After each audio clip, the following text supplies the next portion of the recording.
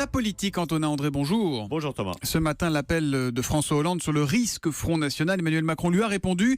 Il est fier d'être devant Marine Le Pen, mais rien n'est gagné, dit-il. 48 heures, dis donc. Il aura fallu 48 heures et un lanceur d'alerte, en l'occurrence le président de la République, pour qu'Emmanuel Macron réveille sa campagne.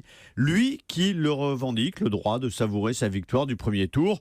Et c'est vrai, il a gagné sur le papier. Il a gagné même pour le second tour. Sa victoire semble quasi assurée.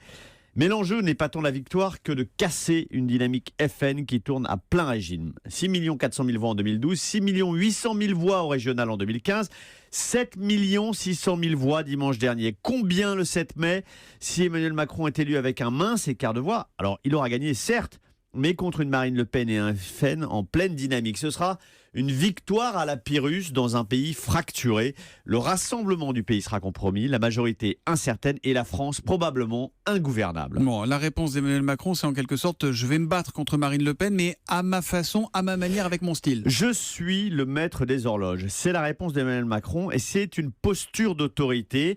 Ne pas céder à l'hystérie, au temps médiatique, à la peur. Le maître des horloges, Emmanuel Macron, a déjà utilisé cette formule pour répondre à ceux à l'automne qui le pressaient de dévoiler son programme, à ceux qui le pressaient avant de déclarer sa candidature, à ceux qui le pressaient de démissionner du gouvernement.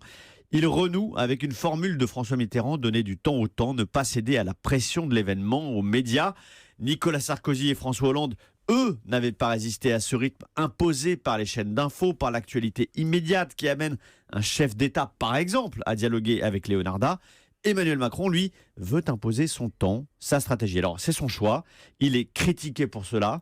Et c'est un choix critiquable parce qu'un second tour de présidentiel, c'est un face-à-face tendu. 15 jours, pas davantage, et c'est souvent un duel violent. Or, Emmanuel Macron a donné le sentiment pendant 48 heures de jouer l'évitement. Il doit maintenant mettre les gants et monter sur le ring. L'édito politique signé Antonin André. Notez que tout à l'heure à 8h15, c'est Ségolène Royal qui sera l'invité de l'interview politique d'Europe.